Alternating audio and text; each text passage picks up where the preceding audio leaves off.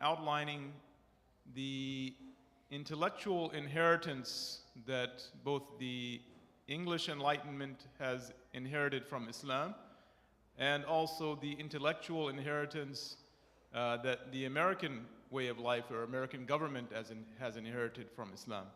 So both of those things, he has different books, but this one is specifically focused on the English Enlightenment. And enlightenment means to make something, bright or illuminated, right?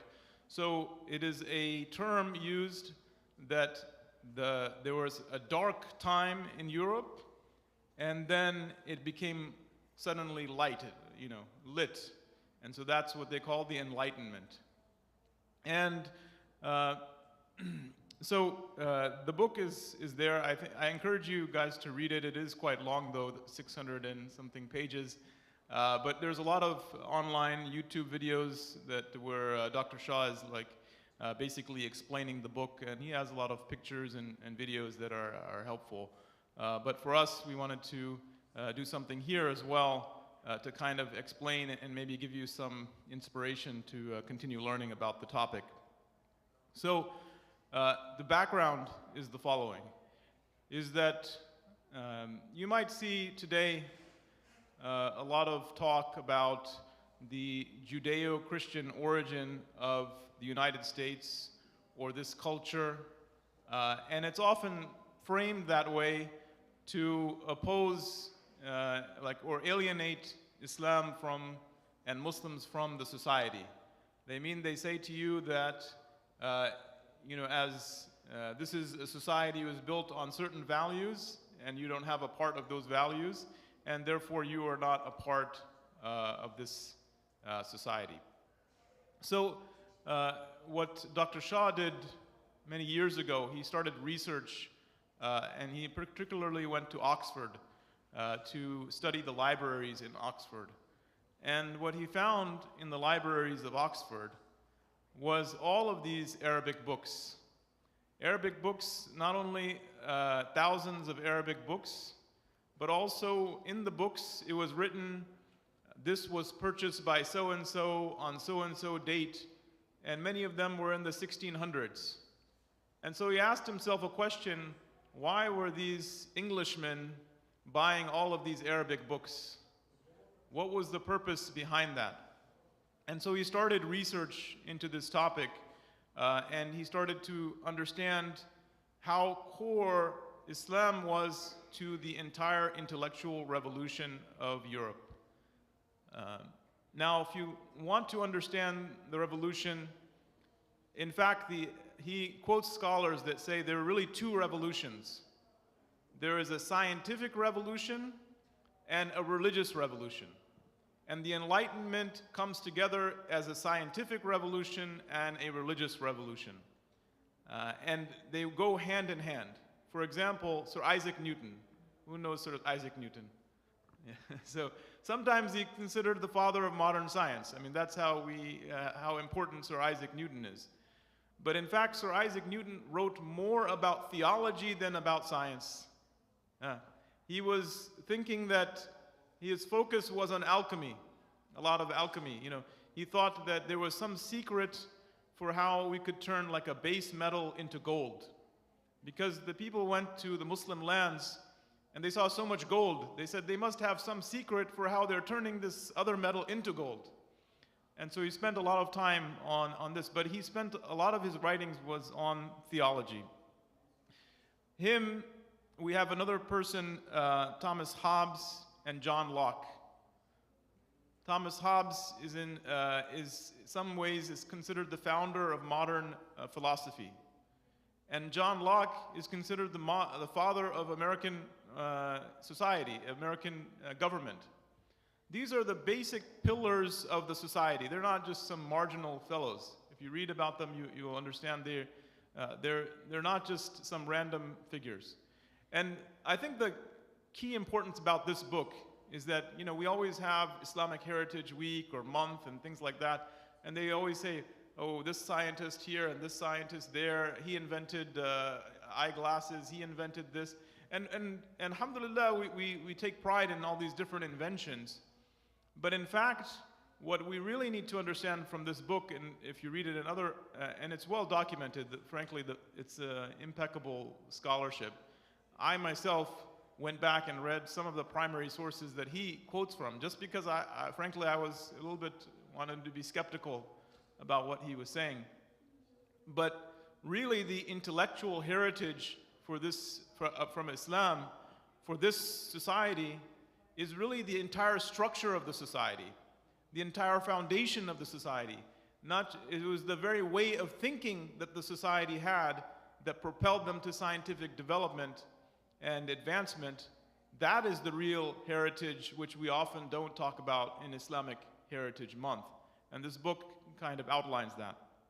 So one of the things that Dr. Shah talks about extensively is what is a before and what is an after, meaning what was society like in that time of the Dark Ages.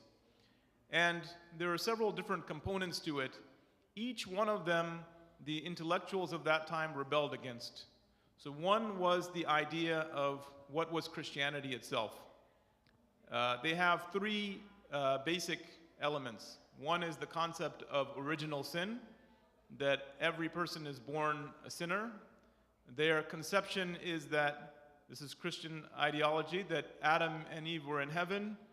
The serpent tempted them to eat the forbidden fruit. God expelled them from paradise. And that fall is the original sin, which is on every human being. A child is born, they're a sinner. This is their concept of original sin. The second is the concept of Trinity.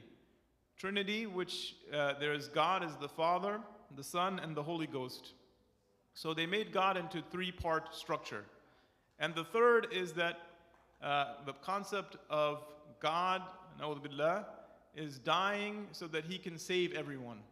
This is called the salvation. So these are three principles of Christianity that were basic dogma that everyone had to believe.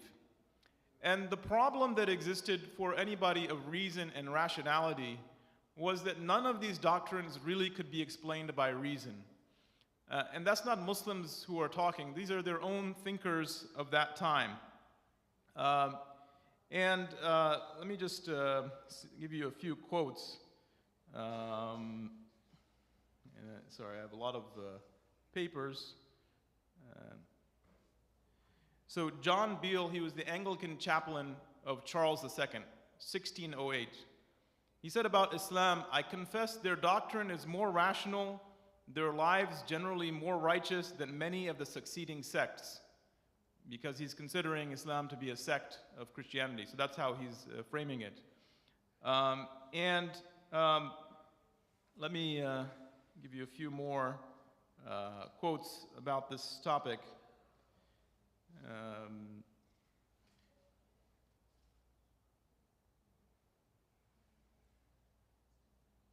So what they said is that, and this is from, I think, Henry Stubb, he said all of the first Christians and even the apostles taught that Christ was a mere man. He said, it continued until the days of Pope Victor, the 13th Pope of Rome, after Peter, and he did alter and corrupt that truth. And that decision of Nicaea, it was a council, the more knowing Christians did not hold him to be really God. The apostles taught that there was but one God, and that they were too dull to comprehend or invent those subtle distinctions of essence and person, consubstantiation, eternal generation. What he's saying is that Christianity before this 13th century after Isa alayhi salam, they were always believing that there was one God and none of this business of salvation that we talked about, the Trinity or the original sin. But all of these things became church doctrine at the Council of Nicaea, and afterwards everyone had to believe it.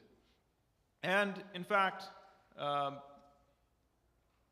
one of them said, let him take a schoolman, meaning a theologian, into his hands and see if he can translate one chapter concerning a difficult point, such as the Trinity, the deity, the nature of Christ, transubstantiation, free will.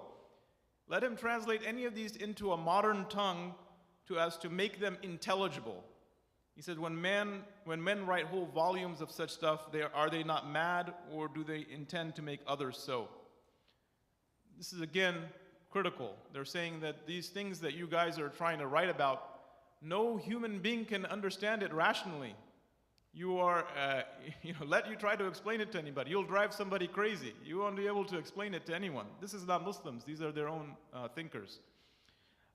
Stubb is a friend of John Locke. They went to like high school, middle school, college. They work for the same person together.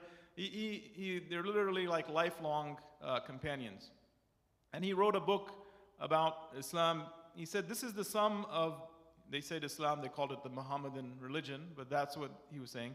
This is the sum of Islam, on the one hand, not clogging men's faith with the necessity of believing in a number of abstruse notions which they cannot comprehend, which are often contrary to the dictates of reason and common sense, nor, on the other hand, loading them with performance of many troublesome, expensive, and superstitious ceremonies, yet enjoining a due observance of religion as the surest method to keep men in the bonds of their duty both to God and man.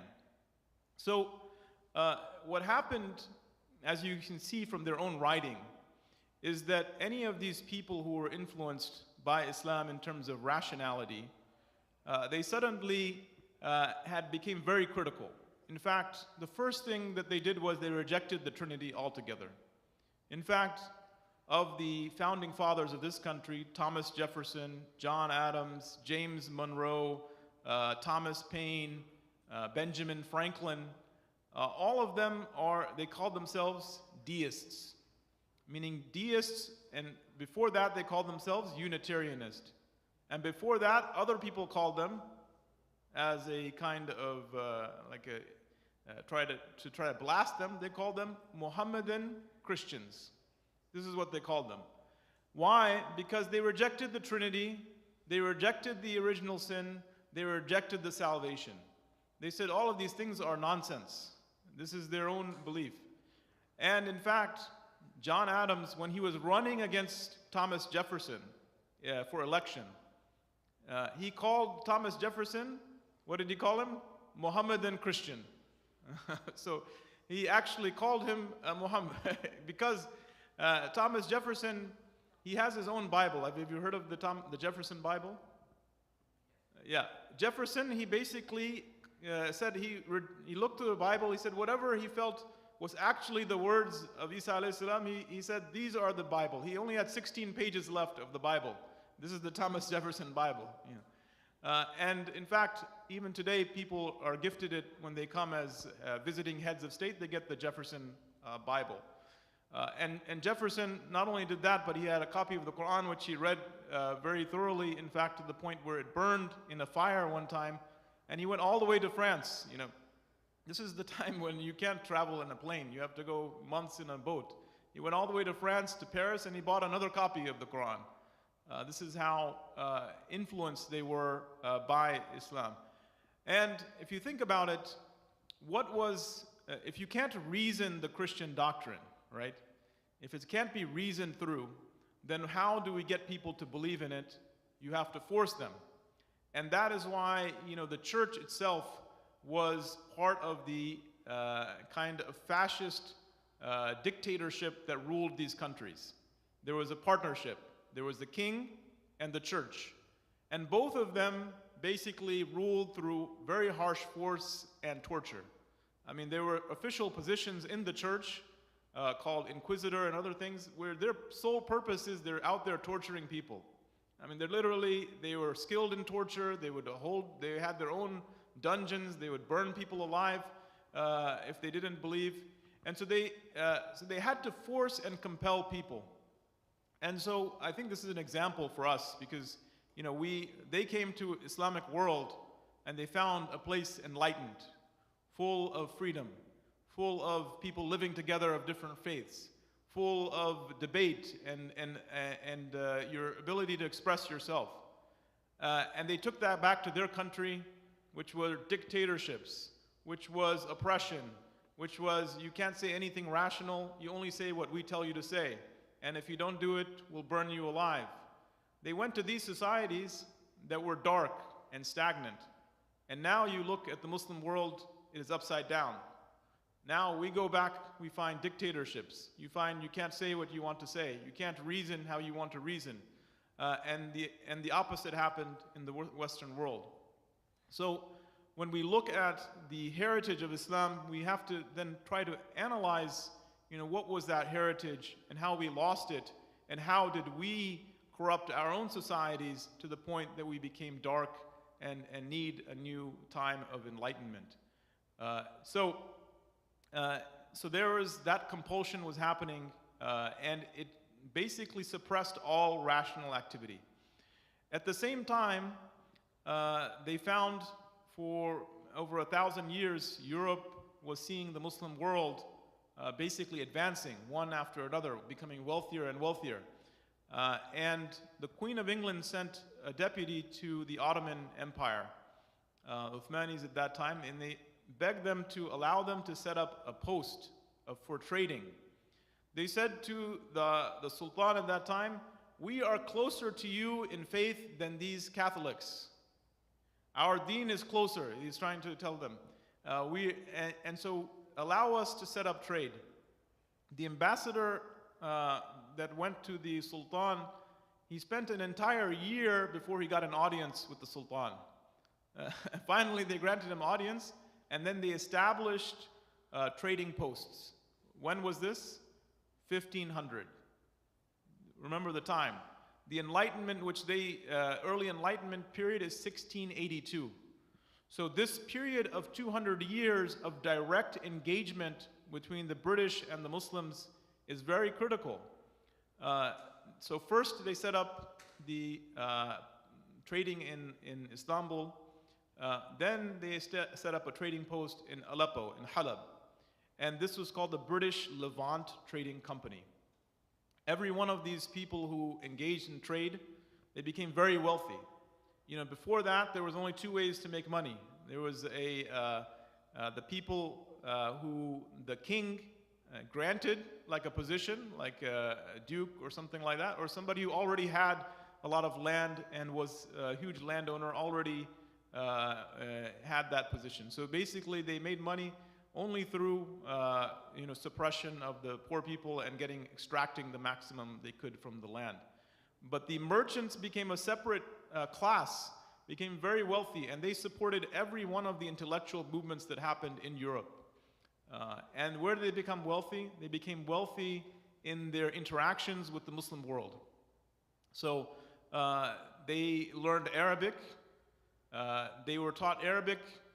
John Locke, we talked about him, the founder of American society. He learned Arabic in elementary school, in middle school, in high school, in college. All throughout he was learning Arabic. Why? It's the same reason that we learn English, is because it was the language of science, and they wanted to learn science and be experts in it. The Archbishop of Canterbury, his name is Laud. At the time, in the 1600s, Oxford, which we know as a great university today, the only thing Oxford taught was the Bible. They did tafsir of the Bible, they read the Bible, they knew everything about the Bible, but only in the way that was standard doctrine. They didn't have any department for mathematics, geography, chemistry, none of these other departments. And the first department he set up after Bible studies was the department to learn Arabic. And why? Because they needed to understand science. And so he got the king to decree that every time there's a boat that's going to the Muslim world, that they have to bring back Arabic books. This was an official decree by the king. And every one of them, they brought a certain amount of books. So that's why when Dr. Shah went to Oxford, why there's tens of thousands of books that they purchased in Halab, in Istanbul, in all the Muslim world. They purchased every book they could get their hands on. And they translated it. And they knew Arabic because they were taught it in grade school. And in college in Oxford, there was a mandatory lecture on Arabic that was every week. Every undergraduate student had to go to it. And if they didn't go, they were fined that they didn't go to this lecture. These are all things which we thank Dr. Shah for really digging into the news to really grasp for us the kind of connection that existed there. And if you think about it, the main intellectual founders of this society, they were deists, Unitarianists, and Quakers, and Socinian. These are all offshoots of the same idea, the rejection of the Trinity. But each one of them, they had their foundational people, they were in Eastern Europe. And what was in Eastern Europe? Anybody can guess? The Ottoman Empire is with Eastern Europe. And so in Eastern Europe, in the area which is called Transylvania, there was basically the border of the Muslim world and the border of the Christian world. And so that border became very important because there was always crossover between the border, and there was ideas that were being exchanged.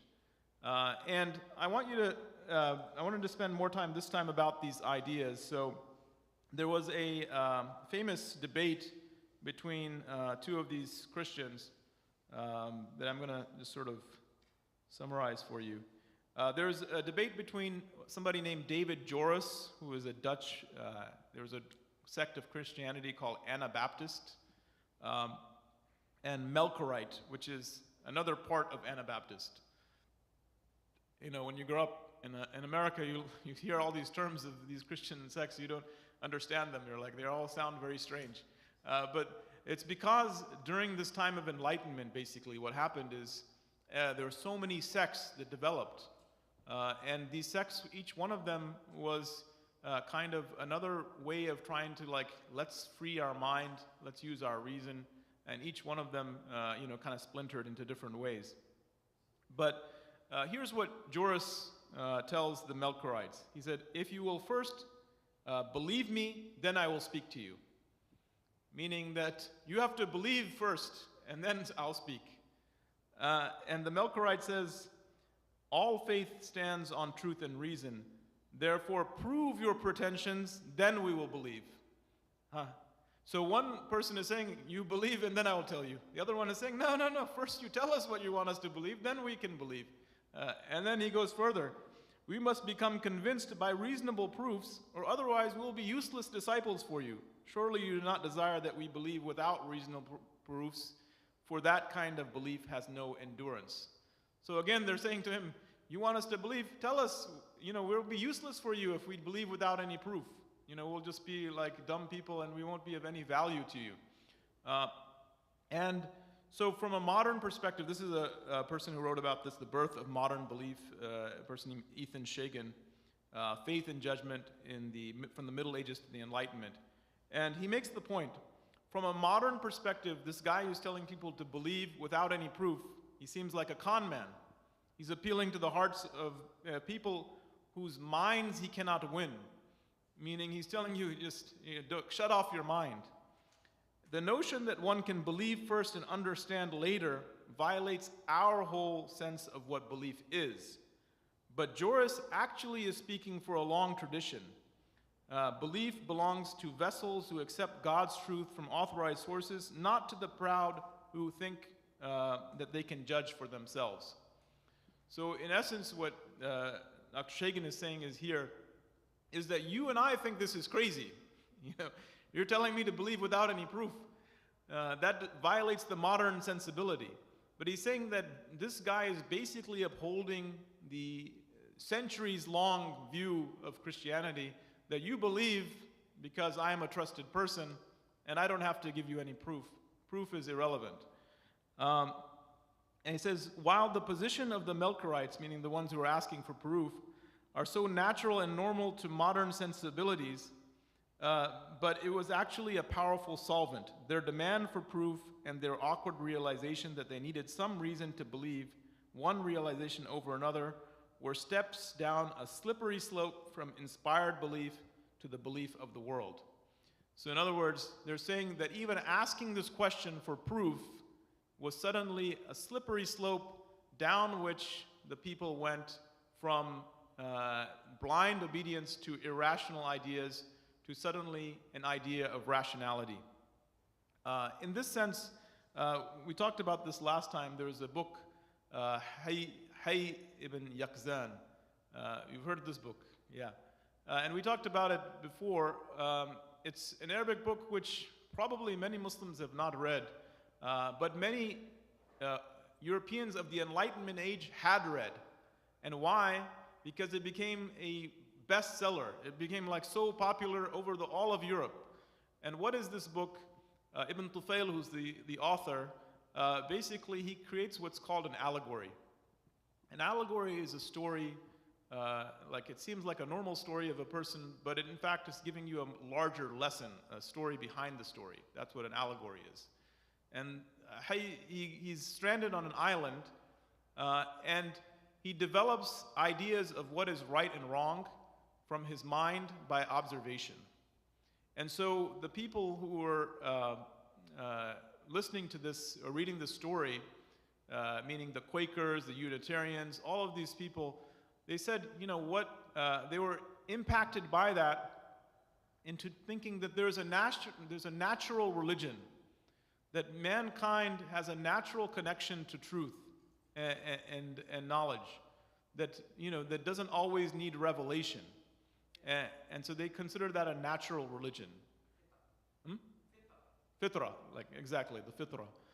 But you know, that's why if you look in the doctrines that, like the Declaration of Independence, the Constitution itself, you know, we declare these truths to be self-evident.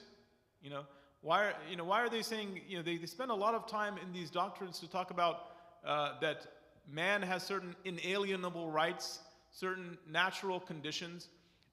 It goes as a direct break from Christianity to an idea that we know that there's some natural rights that everybody has.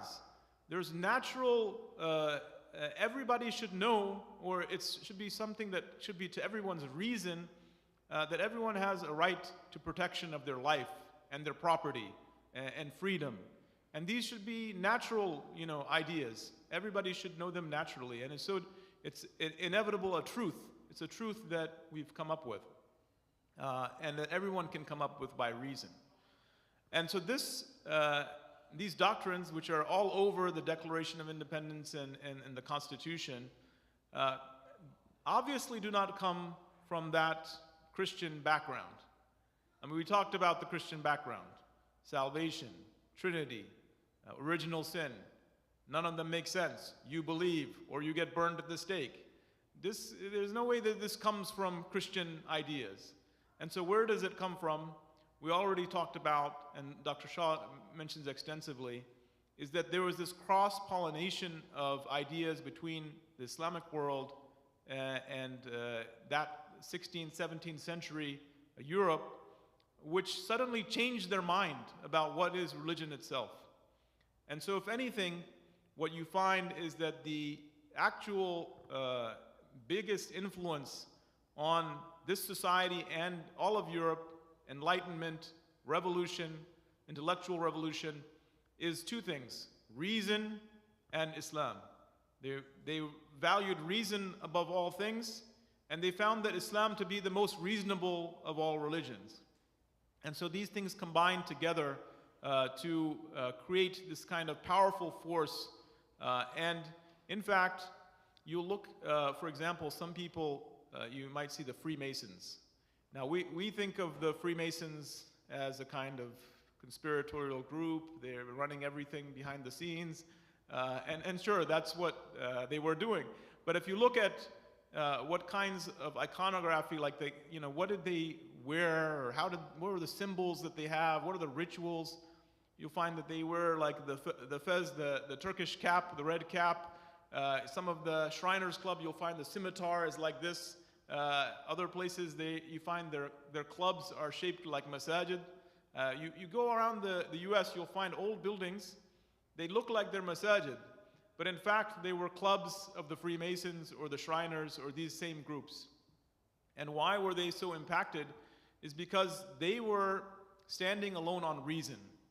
You know, these groups, they were set up as an alternative to the church, as places where people who are of intelligence can come and come together and influence and shape society.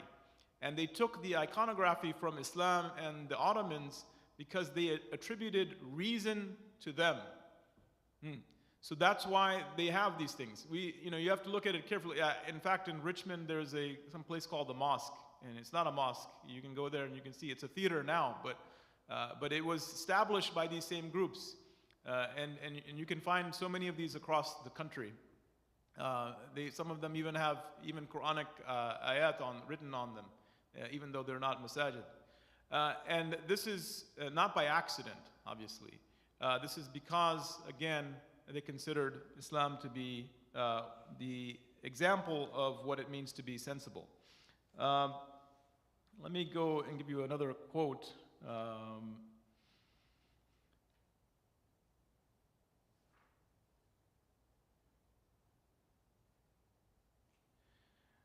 They said that, one of them said about Islam, so favorable are the conditions of Muslim rule that Christians in contemporary Europe would prefer, if given the choice, Muslim rule over their own.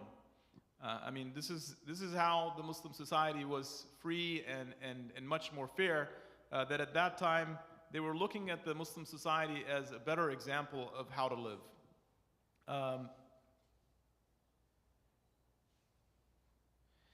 There was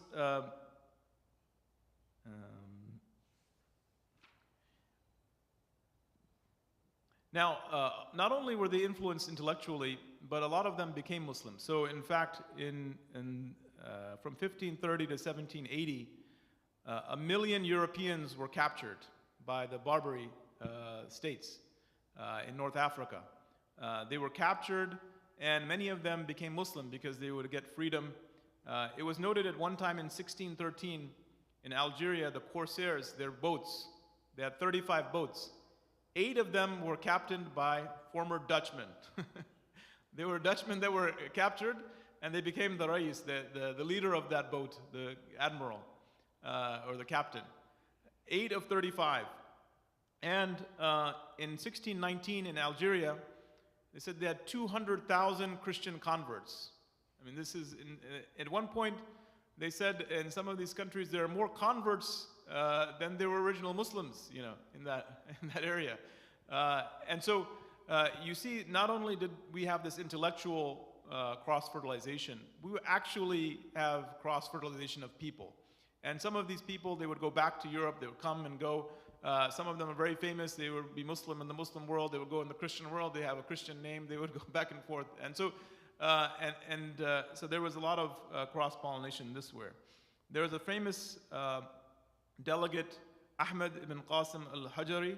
He was a Moorish delegate in 1611. He debated all over France about Islam versus Christianity. So it's not just that they stayed in the Muslim world. Oliver Cromwell, who was the founder of English republicanism. So does anybody know Oliver Cromwell? Yeah. So what did Cromwell do? He led a revolution. Ultimately, they killed the King of England. It's like amazing kind of revolution.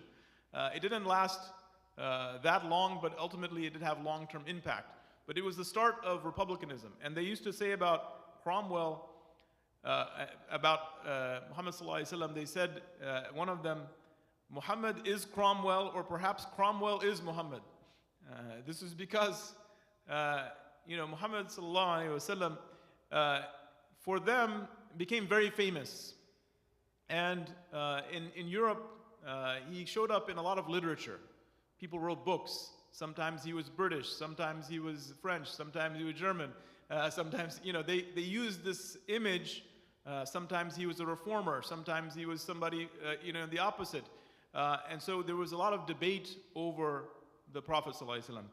And in fact, many of them considered him to be the first reformer of Christianity.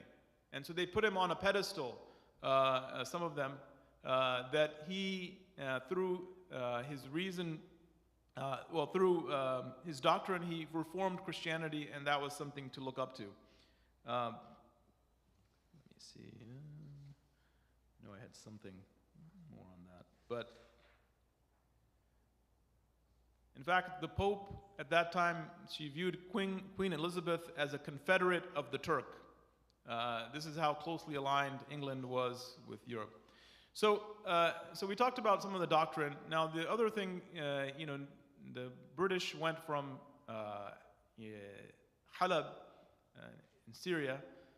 Shortly thereafter, they established connection with Mughal India.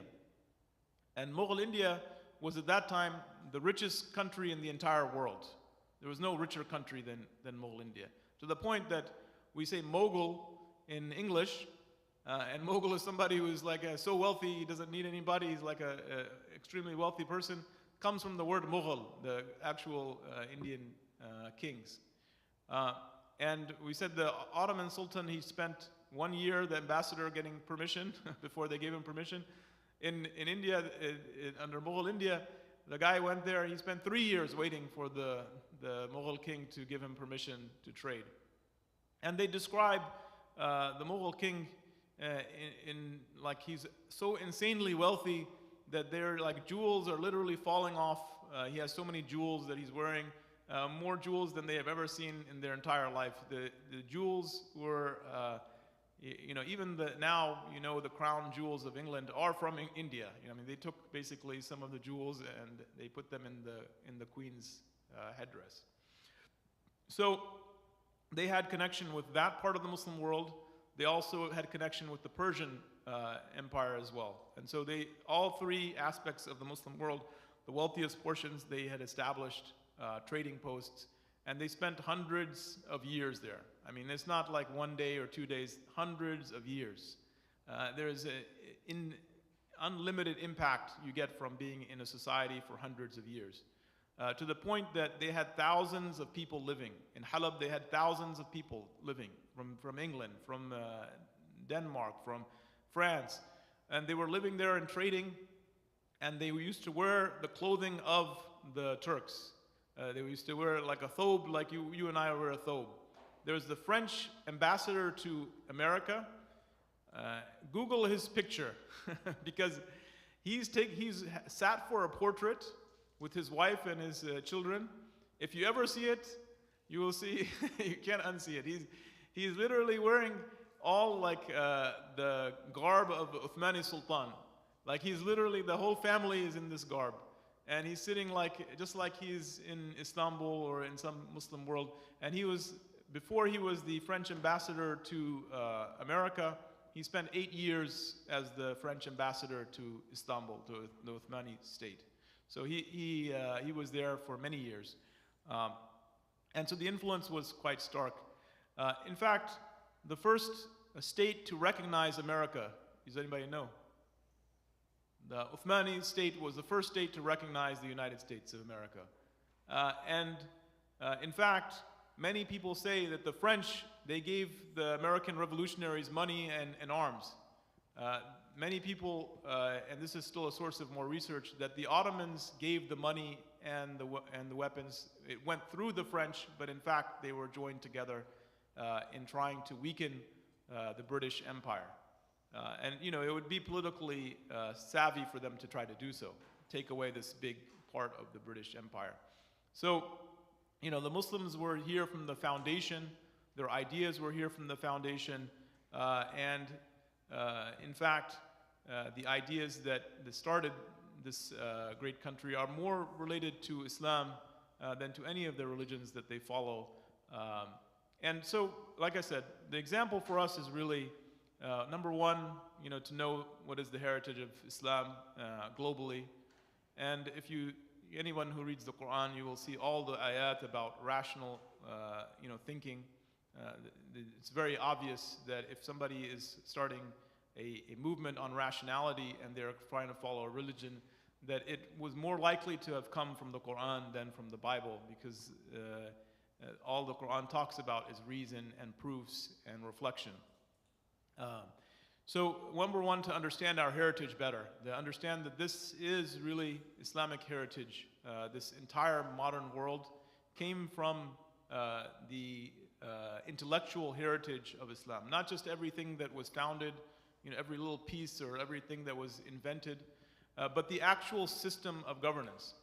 And so now we can also take that from us, like how do we take an example from that to revive the Muslim world? How do we take example from that to try to see where is this Islam that inspired all of this revolution, and where is this Islam that inspired all of this creation and innovation, and where is this Islam that inspired the whole world, and how do we revive that Islam in the world today? And lastly, I mean, we're political people in this country, and we should remind the people here that America has this heritage from Islam, and the people today who are bringing, more dictatorial elements there, where they want you to believe a certain thing and want a certain kind of doctrine, that is more aligned with their society before the Enlightenment and not the Enlightenment. In fact, we're more aligned with their founding fathers than they are themselves. So I'm going to stop there. I don't know if anybody has any questions or comments. We're going to open it up for that. For the independence of US, Morocco is the first country. Is Morocco the first country? Okay. Because Morocco is like a unique case, it was not under the Ottoman. Yeah. I think I got this information from Dr. Shah, but I think he kind of made a caveat as the first large country, I guess is what he was trying to say. I don't know if you want to say that, but either way, Morocco or Ottomans, I mean, they're both Muslim states and Muslim world, and that was not a coincidence. Yeah.